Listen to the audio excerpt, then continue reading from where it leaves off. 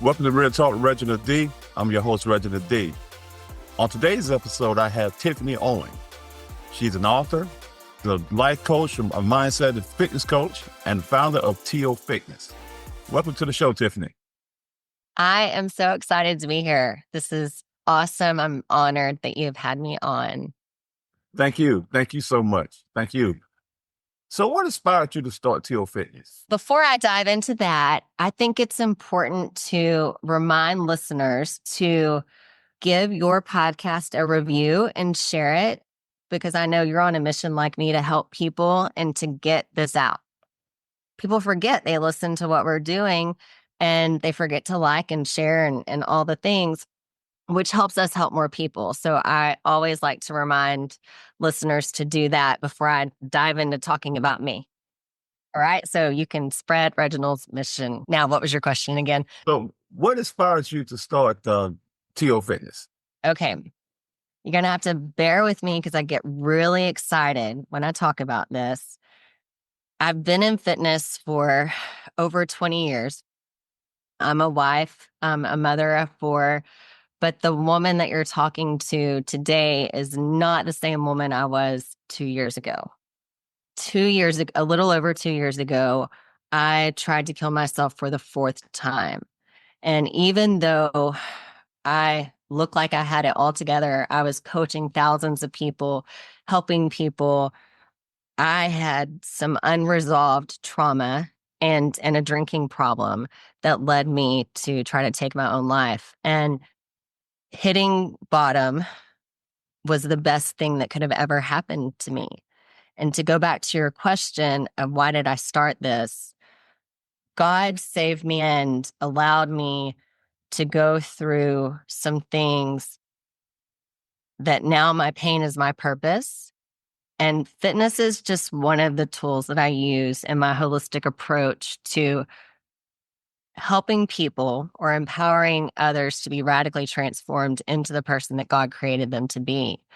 And that's why I started this particular fitness and mindset coaching business, was because I had to turn my pain into my purpose. And I believe that you don't get to keep a gift unless you give it away. So I had to share with others what has helped me radically transform. Wow. Wow. That's amazing. That is amazing. And you mentioned about, being at your lowest point. I've been there before. I was suicidal myself at one point, and it's tough. But when you're at your lowest point and you hit it on the head, you said that was the best place you could be at that time. You're more calmer, you listen more, and you got nothing to lose at that point, things like that. And I've overcome a lot of situations like that, in my life. And I think that was the thing when it was all I had was God. That's all I had, at the end of the day. Yeah. Rock bottom's a good place to be. And most of us fall into the trap of life happens to me instead of for me, right? So we become a victim and we tend to stay in that victim mentality, which keeps us stuck. And that is what I help people with. There's so many. I mean, I wonder how many of your listeners are thinking, gosh, I just can't catch a break. Why does this always happen to me? Like, that's just my luck, right? That's where I was. And that's where so many people are. And those are the people that I want to help, because I believe you're most qualified to help the person that you used to be. Exactly. So let's talk about fitness for a minute. People look at fitness so many ways, but fitness is really, really like one of the most powerful things on this earth, I believe. So what role does fitness play like in your life on the physical and mental side? Yeah. First, I became a personal trainer, like at a gym over 20 years ago. I'm 43 now. And exercise and fitness, thank God, it's who I am. And I think that's the biggest part. It has to become who you are. And I truly believe you have to transform your mind and then your body will follow. So even though exercise and fitness is such a big part of becoming the best version of yourself, if you're not transforming your mind along with that, your body probably won't change. So it's a non-negotiable, right? Successful people don't negotiate the price of their dreams and their goals. And it is who I am, and it's what I teach my people, my clients. That's what I want for them. I want it to become just who they are. They work out. They're a person that works out, and they love to take care of their body. Right. Because I have a best friend back home and grew up together, and he works out a lot, in shape and all that stuff. But I asked him one day, I said, man, you work out all the time, man. What's going on? Just shoot the jive with him one day. And he told me something, and it really stuck out to me. He said, man, he said, you look at me. He said, I don't work out for the physique. He said, it's for my mental health. He said, that's the reason I do it. He said, I don't do it. He said, if it wasn't for my mental health, he said, I wouldn't be working out. Yeah. And if you find a person that that's who they are and it's just a part of their life, most of those people will tell you that. I do this, it's like medicine for me, and it is the best medicine. Just having more lean muscle, having a healthier body increases serotonin and dopamine and all the happy hormones that we look for in things that are not so good, like alcohol and drugs and Netflix and, shopping. We can get that in a healthy way through taking care of our bodies. Absolutely. So, Tiffany, you have a book called Wounded to Warrior. Can you tell us a little bit about the book? I can. God put it on my heart long time ago to write a book, but chapters just kept happening. I'm like, oh, that's another chapter for my book. I wasn't ready. But after I got to go to treatment a little over 2 years ago, I knew it was time to write my book.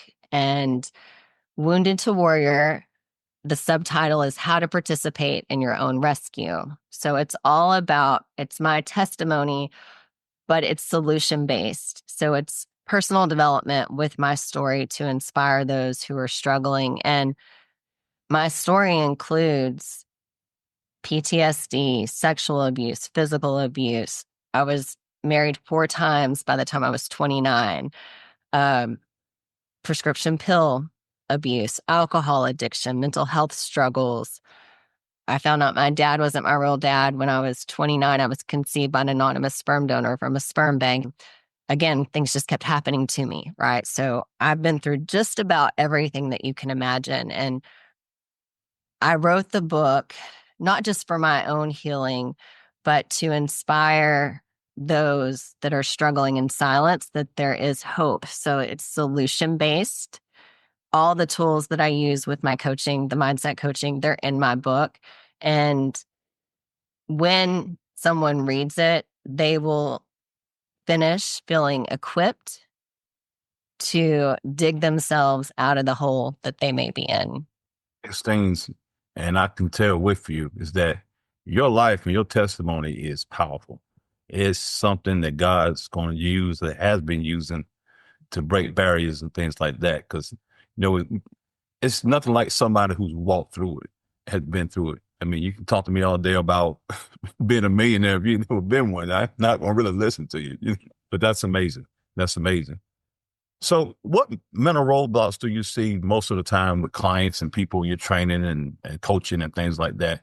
And what ways too can people refrain with limited beliefs and limited mindsets? I've coached thousands of people over the past 5 years. Most of them are women, and I'm sure some of your listeners can relate that I'm too busy. I'm too busy. I don't have time. The lack of self worth, the lack of confidence. So many people get caught up in doing things for other people that they don't follow through with the commitments that they make to themselves. They have gotten themselves into a position of being overweight and unhealthy because that's a symptom of something that just hasn't been healed and acknowledged yet. When people sign up with me, they think they're going to get a workout, and they do. And my workouts work, and you can do them from home, like with minimal equipment behind me. You don't have to go to the gym to do my workouts, and they work. But I do not do fitness coaching without the mindset coaching part. So when they come to me with all the reasons they can't or don't have time, if you fight for your excuses, you get to keep them, right? So when I bring them on and I say, I will not give you a workout if you don't do work on your mind. So they come to me and a couple of different ways that we break down the negative self-talk and the limiting beliefs is, and this is in my book, I have them create a new narrative. So we're always having a conversation with ourselves, right? So what we think about, we bring about, what we focus on grows. And if you find an excuse, or if you're looking for an excuse, you'll find it. So we start in the very beginning by getting out all the limiting beliefs and the negative tapes, and we flip them into what if the opposite were true. So I have them create what I call, it's more than an affirmation paragraph, it's like a declaration paragraph. So we have to replace the old with the new to create new neural pathways in their brain, and so they have a new narrative. And that's something that I have my clients write, and I write my paragraph every single morning, um, and I have for years. And it's amazing the confidence that comes out of these women that I coach and how their life is transformed with these new mantras and these new tapes. And we still have bad days, but the valleys and the lows don't last as long. So the paragraph is one of the things I use. But the too busy and the not following through with the commitments that they're making to themselves is the biggest thing that we have to navigate through. Yeah, that's special. That's special when you can actually get someone and teach someone and get them in the right mindset before you get into the training portion of it. I think that's very critical. And I think that's long standing too. And a lot of people won't feel defeated or feel bad for themselves because they're quitting and all that kind of stuff. So I really like that. Well, and think about too how many people listening want to go to the gym, they want to love themselves, they want to know how to work out, they want to know how to take care of themselves, but they don't know how, they don't know where to start. The longest road that you'll ever travel is between your head and your heart. I wanted to love myself. I wanted to love myself the way God loved me internally, but I had no idea how to do that. I had no idea. Now I have tools, actual tools and action steps that I can share with my people that will get their head and their heart connected, and they'll learn how to find self-worth from within and not externally. Right. I really like that. I really like that. So, because a lot of times I feel, people talk about the burnout a lot. Everybody, just day and time, everybody's busy and things like that. But I always say to people, you can't give yourself a pass. You can't give yourself an excuse. You keep giving yourself a pass, you're going to keep passing. So I just believe that when you look deep within yourself and look at what's important, you start shedding some of that other stuff you're carrying. You shouldn't even be carrying every day and lighten your load. hmm One of the things too that will be helpful for your listeners, a real practical, just first step that they can do is create what I call a power promise, right? So a power promise is one thing that you can do even on your worst day. This is how we build confidence. This is how we build integrity with ourselves. Because most of the time, the reason people don't follow through or they are starting over every single Monday is because they don't follow through with the commitments that they make to themselves. They don't have integrity. They don't have integrity with themselves. And by creating a power promise, that can start the cycle of having integrity with yourself. And we make it very, very simple. It could be brushing your teeth. It could be, drinking so much water, making your bed, something very simple to learn how to build integrity, with yourself and not negotiate. So having a power promise is really another first step in learning how to follow through with the commitments that you make to yourself and keep it simple. And then once you get that one established, then you make another one and another one. And so you habit stack and build on that, right? That's very wild. I bet your community is like on fire, man. They are. It's like going to church when we do these group Zooms. Awesome. That's the way you want it, though, right? Yeah, yeah. And that's the big part too. I'm glad you brought that up. Community and accountability. Most people, when I say what's missing, if it were present, would make you successful. And one of the number one things is accountability and then a plan. Like they know what to do, but they don't do it. So they want someone to tell them what to do. Right. If someone would just tell me where I don't have to think about it. And then time. That's another one too. But the community aspect of what I've created is pretty incredible because when you sign up with me, you don't just get me, you get a whole team. I've got mindset mentors on my team that run small group accountability Zooms. I have people who've been with me over a year. They'll take on the new clients that come in and they'll partner with them and we share our wins with each other every day. There's levels of support. So it's really cool. I don't want to take it all on myself. Like I want them to have multiple levels of support. So that's what they get when they sign up with me. I don't want them to be dependent on me. I want them to be empowered and I want them to connect in community and build relationships with people. So the community aspect of what I do is huge.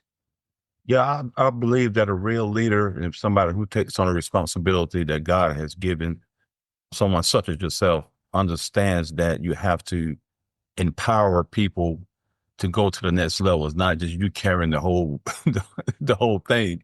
You know, some people I see is like that for some reason. They don't want anybody to maybe outdo them one day or maybe whatever case may be. But I feel like if I can't empower someone, and take them to another level and then another level, I don't feel like I'm doing what I'm supposed to do. You're not.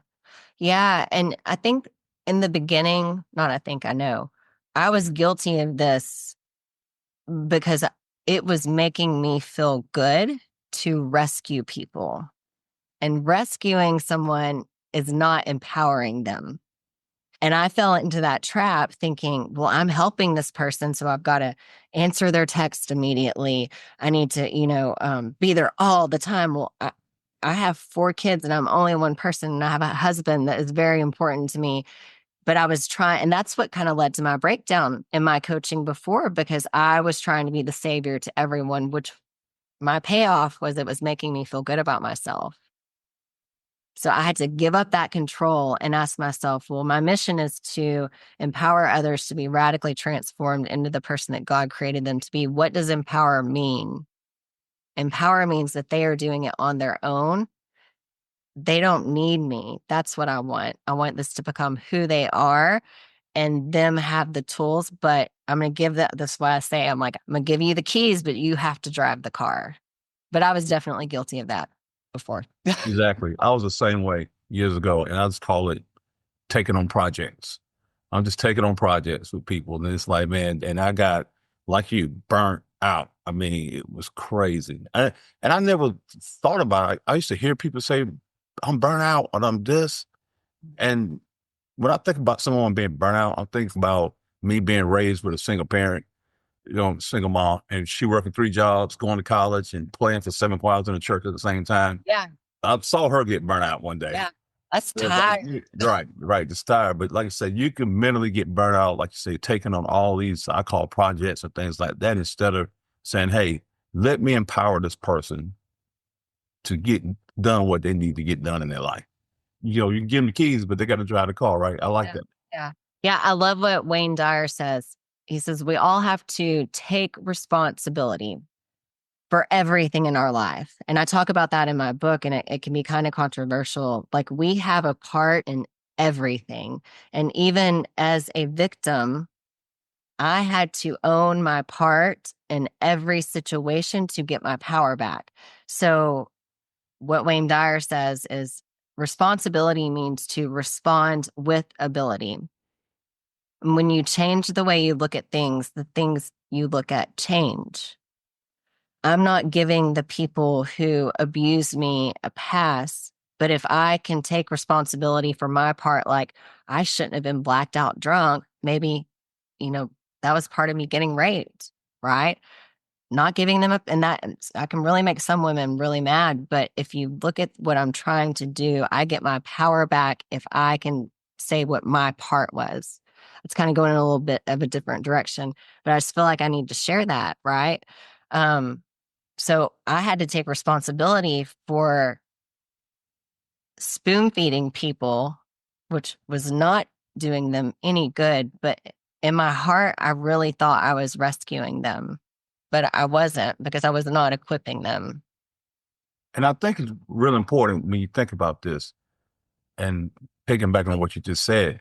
I think it's so important when you look at the part we played that could have made this thing different or could have made it worse or whatever the case may be, or made it happen. So, I mean, I tell people a lot of times, and one of my biggest things, and I talk to people, I said, man, you got to handle every moment in your life. You got to handle it right. I said, if you handle your moments, it'll get you to your destiny. Mm. But if you get to your moment and you don't handle it right, you're not going to get there. I mean, you get setback after setback. And that comes with just being, responsible and owning up to stuff, you know? Yeah. I was about to ask you, so what is right? Like, when you tell someone that, what do you mean by that?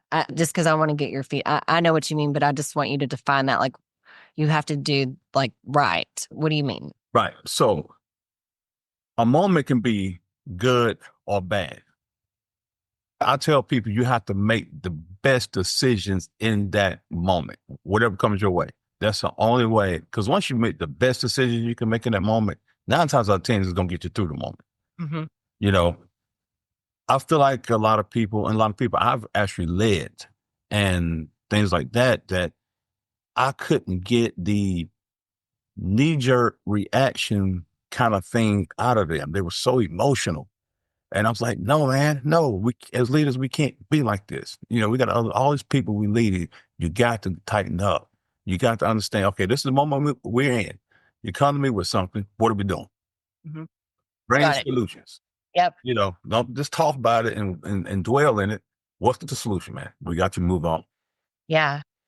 Yeah. And that kind of goes back to what I believe with doing the next right thing. But to be able to trust yourself, I think we have to get all of the junk out of the way to be able to trust our discernment and intuition. That helps you make the right decision. Because I have a lot of clients, and maybe somebody can relate to this, they don't trust themselves. So they might not know what the right thing is because they're questioning everything in front of them, right?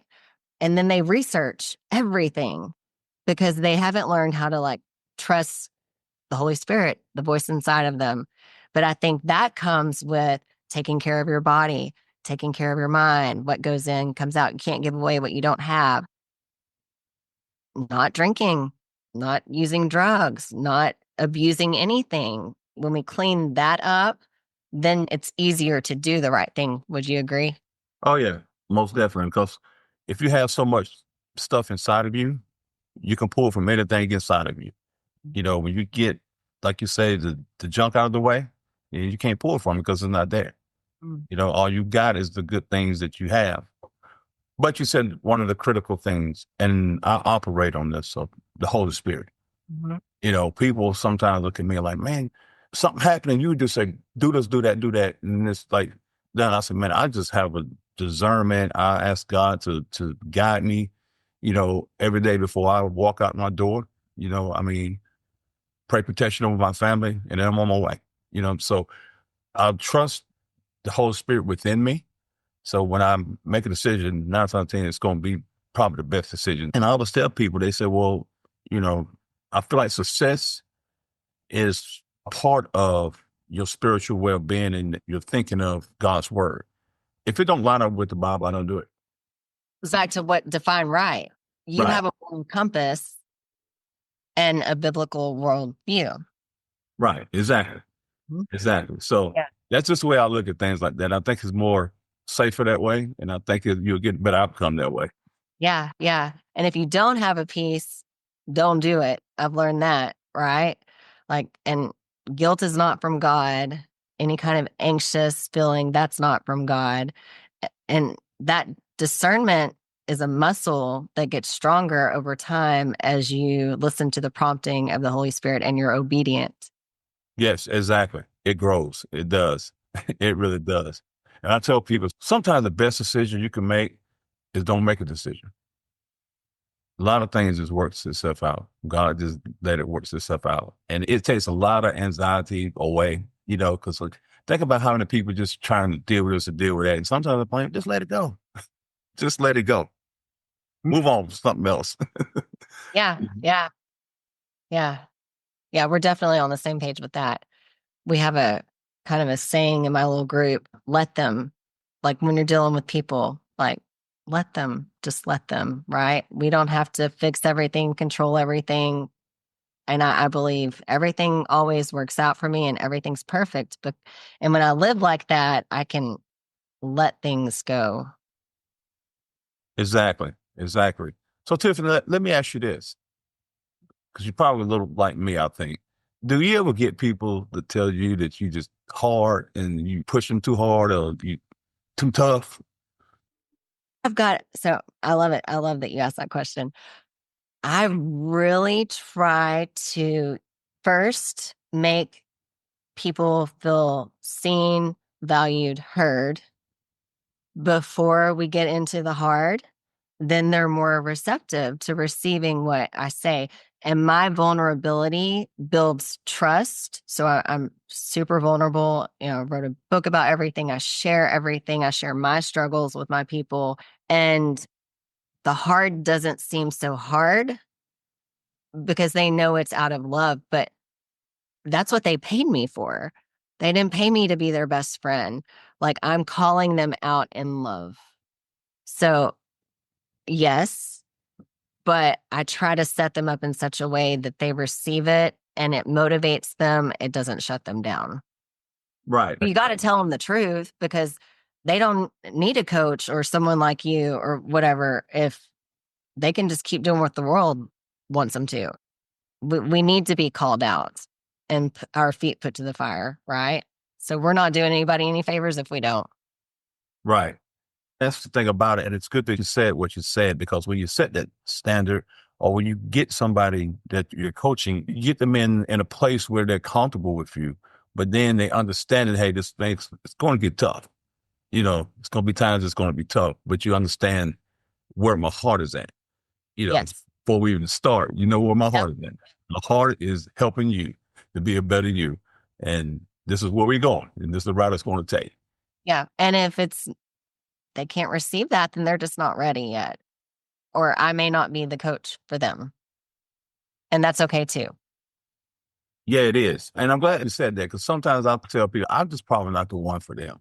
You know, I used to be like, they that ready. But as I grew, I just put it all on me. Maybe I'm not the one for them. Maybe there's somebody else out there that's for them. And then we move on. So they're happy. I'm happy.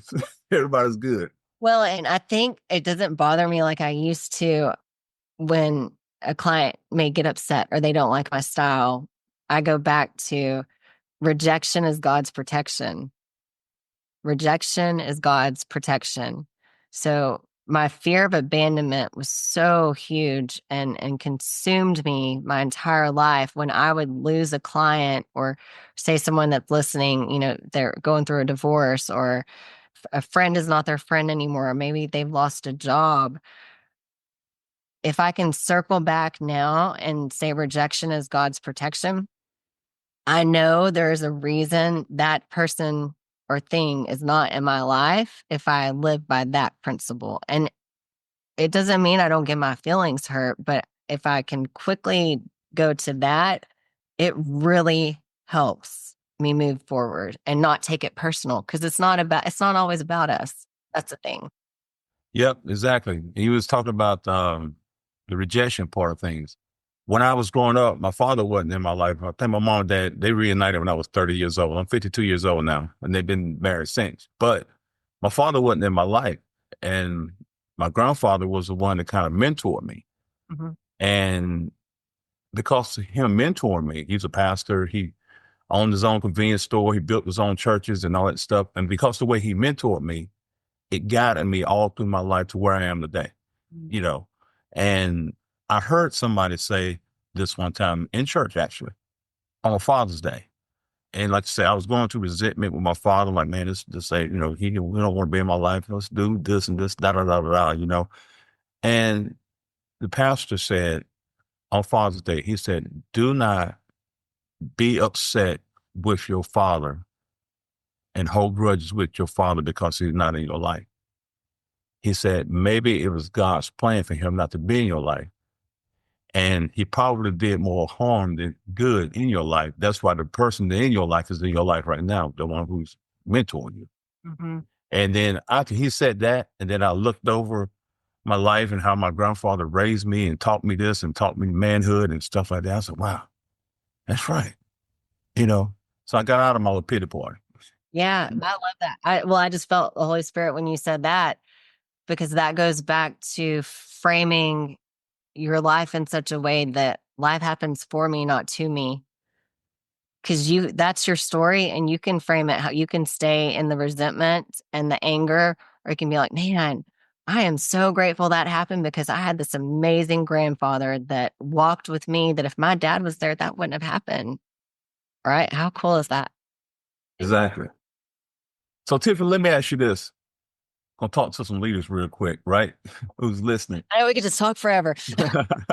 So what do Tiffany do, like, to wind down when it's all said and done? Training and doing this and coaching and writing books and doing all the stuff. What do you do at the end of the day when it's all said and done to wind down? Yeah, that's good because now I don't drink, right? That used to be the way I would wind down. That's a great question. Structure and routine are so important. And going back to, you have to replace a habit with a habit. So the things that I would turn to wind down were no longer serving me. I had to find a new way to do that. And self care looks a lot different for me too. I have self care scheduled because I work a lot. My days, successful people get up early. They just do. Period. I get up at 4 o'clock in the morning, and I want to share my morning routine first. I do a meditation. I write my paragraph, the one we talked about that's in my book. I do a little bit of like a devotion or time with God. And my full morning routine takes about 2.5 to 3 hours for me to set my day up right. And I have kids. I've got a 23-year-old and almost 18-year-old, and my twins will be 13 this month. And then I'd Zoom all day. And then my workout's about 2.5 to 3 hours because that's just what I do. At the end of the day, I have a very strict, non negotiable shutdown time where I turn my phone off at about 7. It doesn't matter if I will stop. If someone is texting me, my replies will stop at 7, period. So non negotiable, put the phone down at 7 and get off of it completely. I go to bed at the same time every night, which is about 8 o'clock. And I sleep with the phone outside of my bedroom because it, it's just better that way. And I also drink a really healthy mocktail at 6:30 every night. And that's magnesium and apple cider vinegar and like Topo Chico or bubbly or LaCroix. Whether I want it or not, like I have that drink at 6:30. So I'm doing the same things every single night. And I've created the circadian rhythm where I don't get anxious and crave eating junk food and or drinking alcohol or trying to change the way I feel because I have these really good non-negotiables and boundaries set in place. But every day looks the same for me. I mean, I've fallen in love with the process and the not so sexy. I love routine, and it's been and I encourage my clients to do the same. Like, you have to have a shutdown time, usually an hour or two before you go to bed. Routine is very important. I was talking to somebody actually the day before yesterday about a routine. And one thing I said to him, I said, man, I can have my keys, my wallet in one place, my phone is in another place. My glasses, they here in another place. I said, I get up every morning, go boom, boom, boom, boom, boom, wherever he at. I said, the minute I move something to somewhere else, I'll do that 1, 2 step. and that third step, I'll miss it and I go out the door. I won't have a phone or I won't have a wallet. I won't have nothing. If I have to put everything in the same place in order for me to just go through my day. Yeah. So what I'm hearing you say is like you set yourself up for success by having a place for everything, which takes a little bit of planning. And then you train your body and your mind to do it automatically. Exactly. But you had to plan that and it started somewhere, but then it became the normal. Right. So you have to set it up first and it's a little bit challenging, but then it just becomes, like you said, just bam, bam, bam. Everything just happens. Yep. That's right. Let's make sure you get everything. You touch all the right things every morning. Boom, boom, boom, Yeah. boom. Yeah. So you won't. I have clients who their life is chaos because they don't have a rigid morning or nighttime routine. And their day is interrupted or disrupted very easily. Yep. And that can easily happen too. So, Tiffany, what are some unique services or programs that TO Fitness offers that are designed to stand out in the fitness community? Yeah. My model, I've been in fitness for over 20 years. There is no other model like mine. I can guarantee it because of the holistic approach that I've created with the workout. My workouts you can do at home or the gym, but you can do them at home with minimal equipment and they're full body workouts. They work. I've got women in their 50s and 60s who have never worked out before and they look so fit. It's pretty incredible. But also the community aspect, the levels of mentorship within the group. I have a nutrition plan that is all whole foods. It's not keto. It's just a balanced macronutrient, guide. And I have a certified sports nutritionist on my team that writes the meal plans.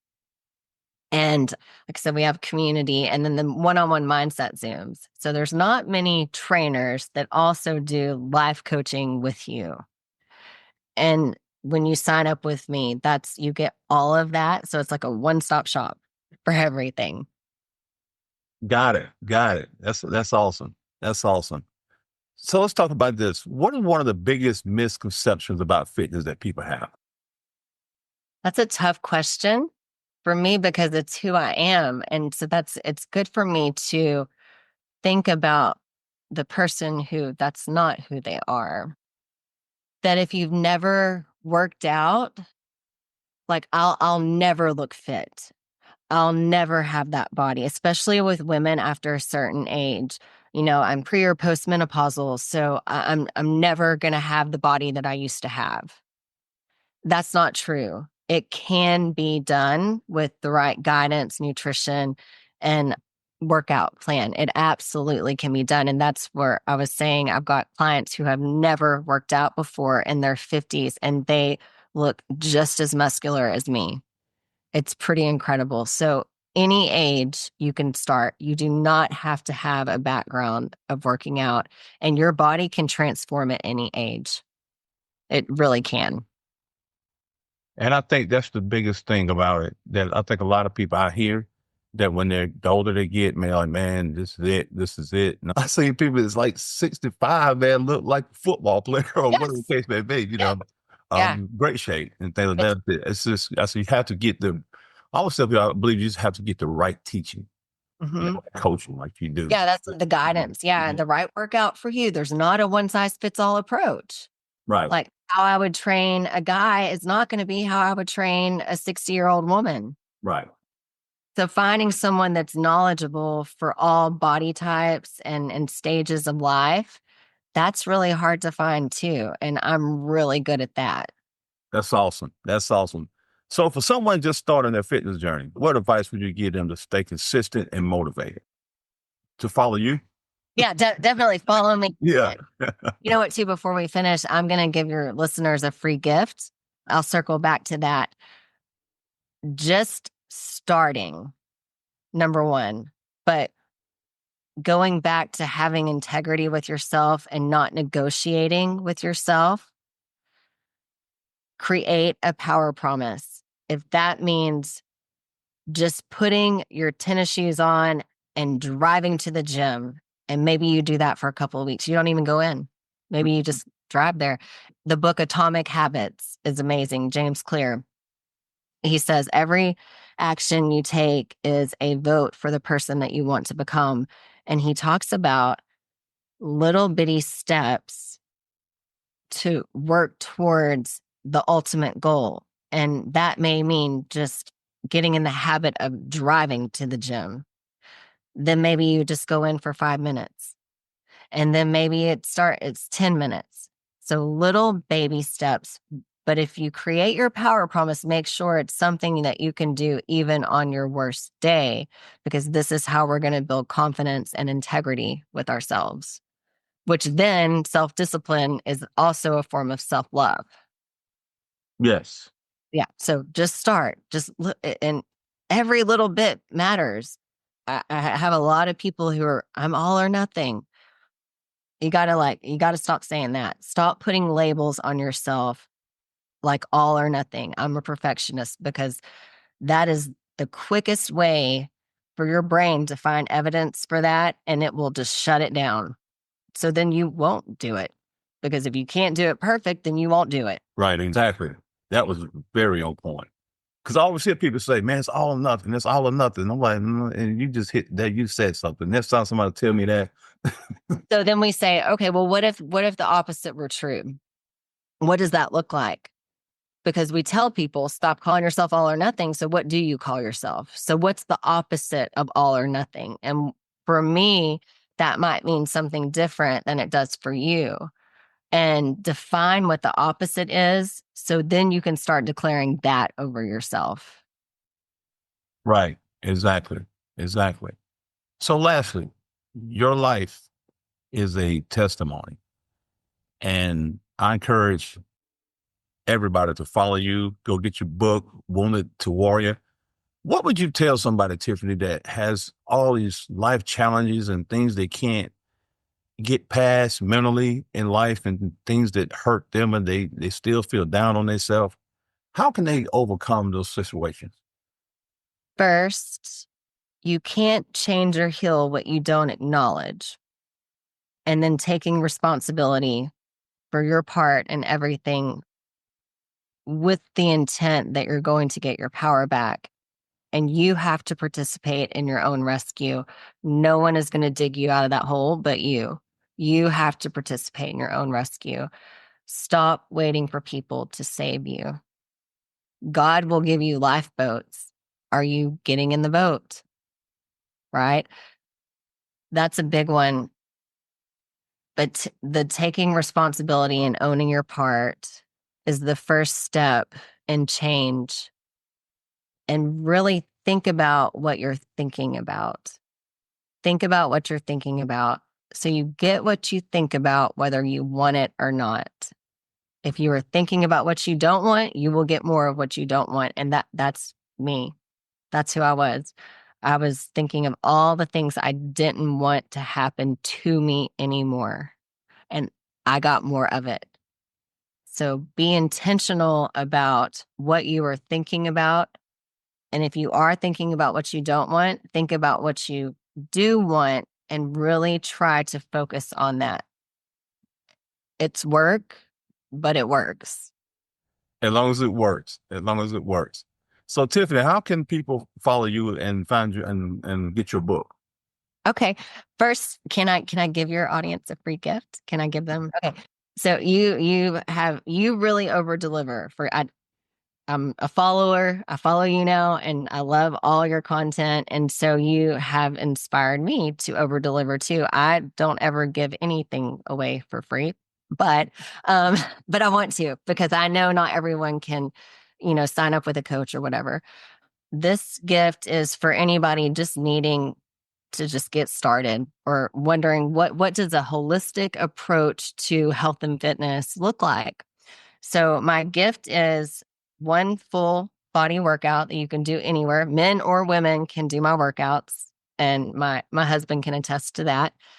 So full body workout you can do anywhere. A 7-day meal plan that will tell you exactly what to eat for 7 days. And it's an amazing variety. My sports nutritionist on my team, she also just published her own healthy cookbook too. So it's her recipes. And one group, Mindset Mastery Zoom. So I did one this morning before we met. So we're going to have one a month. And so whoever gets this free gift will be invited to that. And to get it, you can direct message me on Facebook. I'm Tiffany Owen. There may be a lot of Tiffany Owens. So I am the one with the green shirt with little flowers. I've got really muscular arms, and I do have the little blue circle, the verified dot by my name. So you can direct message me on Facebook and on Instagram. I am Coach Tiffany Owen on Instagram. You can message me there, and I have a keyword for you. Or you can go to my website. It's CoachTiffanyOwen.com. And there's a place that you can message me the keyword there too. The keyword is start. Just private message me the keyword start, and I will personally send you the free gift. And it will help you get started on your journey. And then my book is it's Wounded to Warrior, How to Participate in Your Own Rescue. It's on Amazon, Walmart, Barnes and Nobles. There you have it. Bless you so much, Tiffany. Thank you for stopping by today. Thank you. And I'm pretty sure the listeners going to take advantage of that free gift. I hope so. Thank you. Thank you. Thank you for tuning in to Real Talk with Reginald D. If you enjoyed listening to Real Talk with Reginald D, rate and review us on Apple Podcasts. See you next time.